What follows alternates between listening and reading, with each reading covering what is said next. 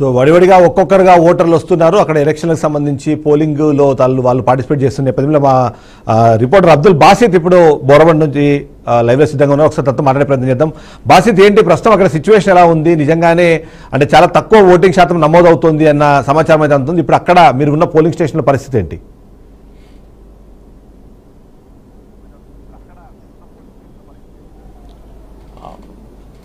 ప్రస్తుతం అయితే మనం జూబ్లీ హిల్స్ ఉప ఎన్నికల సరళి కొనసాగుతుంది. ఇక్కడ మనం ప్రస్తుతం బోరబండ 151, 150తో పాటు 194, 195 పోలింగ్ బూత్ వద్ద మనం ప్రస్తుతం పోలింగ్ సరళిని చూస్తున్నాము. ఈ పోలింగ్ సరళిలో చూస్తుంటే గత 2 గంటల నుంచి పోలింగ్ కొనసాగుతున్నా కానీ తక్కువ ఓటింగ్ నమోదు అయ్యే అవకాశాలే కనిపిస్తున్నాయి. ఇక్కడ ప్రస్తుతం అయితే ఒక్కొక్క పోలింగ్ స్టేషన్లో 100కు పైగా అసలు దాటలేదు. 2 గంటలు పూర్తి అయినా కానీ ఇప్పటివరకు పూర్తి అయిన ఈ సమయం పూర్తి కావడంతో 100 ఓట్లు కూడా ఒక్కొక్క పోలింగ్ బూత్లో పడలేదని చెప్పి ఇక్కడ సమాచారం అందుతుంది. ఈ ఓటింగ్ సరళి ఇప్పుడే ప్రస్తుతం అయితే కొంతమంది మహిళలు ఇప్పుడు ఇక్కడ పోలింగ్ బూత్కి చేరుకుంటున్నారు. మహిళా ఓటర్లే ఎక్కువ శాతం చేరుకుంటున్నట్టు మనకు విజువల్స్లో కనిపిస్తున్నాయి. ప్రస్తుతం అయితే ఈ ప్రాంతంలో ఈ ఓటు వేసిన వాళ్ళంతా ప్రస్తుతం అయితే ఈ బోరబండ పరిధిలోని ఓటర్ నాటిని ఎవరు పట్టలేని అని చెప్పి కూడా చెప్పుకోవడం జరుగుతుంది.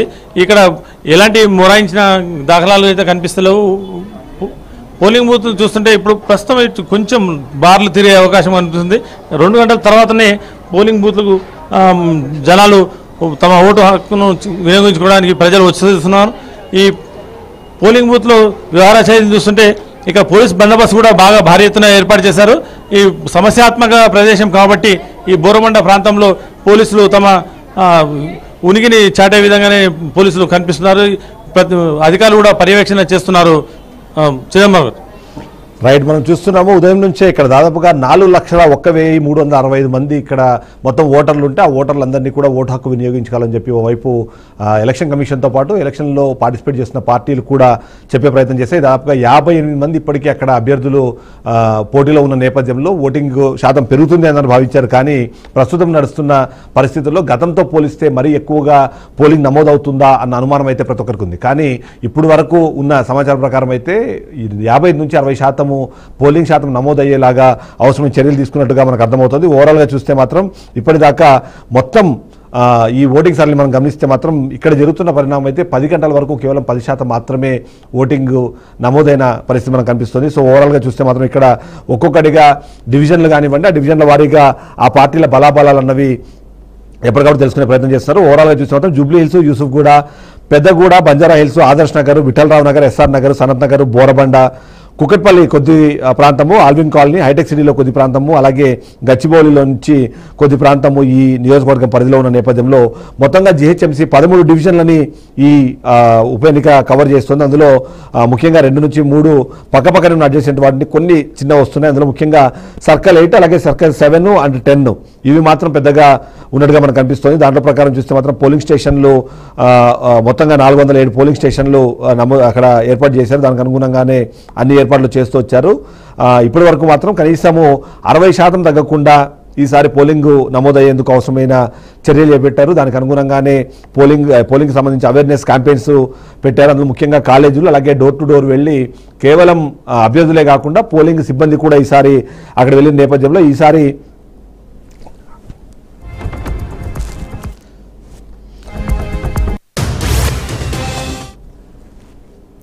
మనం చూస్తున్నాం ఇప్పటి వరకు బోరబండలో పోలింగ్ సరళిని కూడా మనం గమనించాము. యూజువల్గా ఈ టైం వరకు ఎక్కువ శాతం పోలింగ్ సరళి చాలా స్ట్రాంగ్గా ఉండాలి, పోలింగ్కి సంబంధించిన వాళ్ళు బారులు తీరు ఉండాలి. కానీ అక్కడ చూస్తే మనకు 10 మందికి కూడా కనిపించని పరిస్థితే కనిపించింది. అంటే ఇప్పటికీ కూడా అక్కడ ఓటర్లు ఓటింగ్ వేయడానికి, పోలింగ్లో పాల్గొనడానికి, ఓట్లు వేసి తమ నాయకుని ఎన్నుకోవడానికి అంతగా సిద్ధంగా లేరా అన్న అనుమానం కూడా చాలా మందిలో వస్తుంది. మన గత ఎన్నికల సమయంలో అంటే ఏవైతే సార్వత్రిక ఎన్నికల సమయంలో కూడా 45% మించకుండా అక్కడ ఓటింగ్ పర్సెంటేజ్ నమోదైన నేపథ్యంలో ఈ ప్రాంతంలో ముఖ్యంగా కొన్ని విషయాలు మనం గమనించాలి. కొన్ని ఇక్కడ స్లమ్స్ కానివ్వండి, లేకపోతే లోవర్ మిడిల్ క్లాసు ఉన్న దగ్గర మాత్రం బాగా ఓటింగ్ అక్కడ నమోదవుతుంది. కానీ ఎవరైతే హయ్యర్ మిడిల్ క్లాసు అలాగే కొద్దిగా రిచ్ పీపుల్ ఉన్న దగ్గర మాత్రం పెద్దగా ఓటింగ్లో పాల్గొనడానికి వాళ్ళు ఇంట్రెస్ట్ చూపించారు అన్నది కూడా మనకు అర్థమవుతుంది. అందులో భాగంగానే ఈసారి కూడా 50% దాటుతుందా లేదో అని అనుమానం ఉంది. కానీ బట్ ఈసారి మాత్రం మనం చూస్తే వినూత్న తరహాలో కొన్ని ఆలోచనలు అయితే చేసినట్టుగా ఎలక్షన్ కమిషన్ మనం గమనించాలి. అందులో ముఖ్యంగా గతంలో లాగా ఎన్నికలకు సంబంధించి ఎవరైతే పార్టీల అభ్యర్థులు మాత్రమే అక్కడ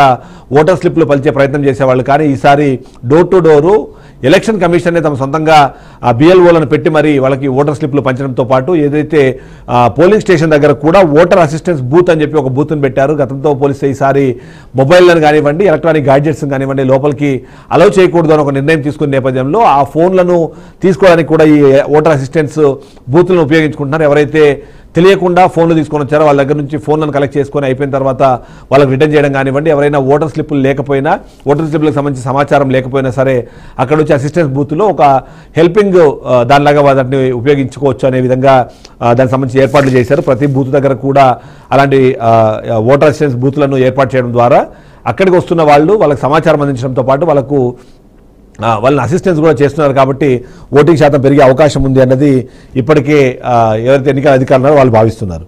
దీనికి తోడు అక్కడికి వస్తున్న వాళ్ళు కానివ్వండి, అక్కడ ఏర్పాట్లకు సంబంధించి ముఖ్యంగా సమస్యాత్మక ప్రాంతాలు అంటే 407 పోలింగ్ బూత్లు ఉన్నా సరే 262 సమస్యాత్మక పోలింగ్ బూత్లుగా ఇప్పటికే నిర్ణయించిన నేపథ్యంలో అక్కడ ప్రత్యేకంగా చర్యలు చేపట్టడం కూడా మనకు తెలిసింది. అంతేకాకుండా ఎలక్షన్లకు సంబంధించి స్టార్ట్ అయిన మొదట్లోనే మనం గమనించాము 200కు పైగా రౌడీ షీటర్లు అక్కడ బైండ్ ఓవర్ చేసిన నేపథ్యంలో అక్కడ ఎలాంటి అవాంఛనీయ ఘటనలు జరగకుండా ముందు నుంచి కూడా ఎలక్షన్ కమిషన్ అలాగే పోలీస్ డిపార్ట్మెంట్ ఏర్పాట్లు చేసింది. ఎవరైతే గతంలో రౌడీ షీట్లు ఉన్న వాళ్ళందరినీ కూడా ఇప్పటికే బైండ్ ఓవర్ చేయడము, సమస్యాత్మక ప్రాంతాల్లో ఎక్స్ట్రా విజిలెంట్గా ఉండడము, అంతేకాకుండా సీసీ ఫుటేజ్లతో ఎప్పటికప్పుడు సీసీ కెమెరాలతో ఎప్పటికప్పుడు ఫుటేజ్ని గమనించి ఏదైనా సరే చిన్న తప్పు జరుగుతుందన్న అక్కడికి వెళ్లేలాగా ఫ్లయింగ్ టీమ్స్ను కూడా అక్కడ ఏర్పాటు చేయడం అనేది మనకు కనిపిస్తోంది.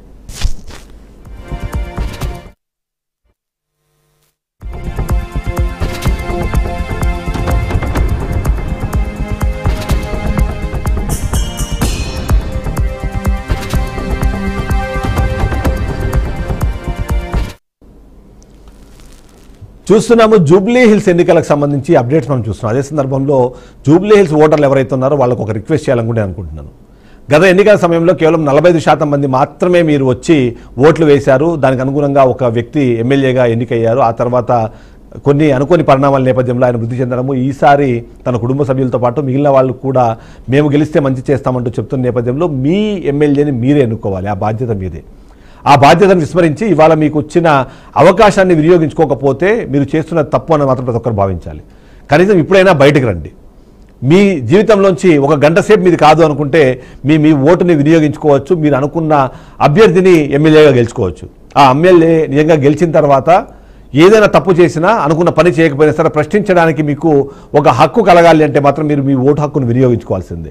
అది చేయకుండా రేపొద్దున ఎవరి మీద ఎలాంటి ఆరోపణలు చేసినా, ఎవరిని ఎలాంటి విమర్శలు చేసినా సరే అవి యాక్సెప్టెడ్ కాదు. ఎందుకంటే ఆ వచ్చిన ప్రజాప్రతినిధి మీరు ఎన్నుకున్న వ్యక్తి కాదు. కాబట్టి మీరు ఆయన్ని ప్రశ్నించే హక్కును కోల్పోతారు. కాబట్టి ఇప్పటికైనా ఆలోచించండి, బయటికి రండి, ఓటు హక్కును వినియోగించుకోండి. ఆ తద్వారా వచ్చే నాయకుడు ఎవరైతే ఉన్నారో ఆయన్ని మీ ఎమ్మెల్యేగా మీ అంతటా మీరే ఒక ప్రకటించుకోండి. అంతేకాకుండా రేపొద్దున ఆయన సమస్యలని పరిష్కరించకపోతే ప్రశ్నించండి. ఇది వాళ్ళ వరకు అప్డేట్స్. నెక్స్ట్ అప్డేట్స్ మళ్ళీ చూద్దాము. స్టేట్ బీఆర్కే న్యూస్ తెలుగు సత్తా.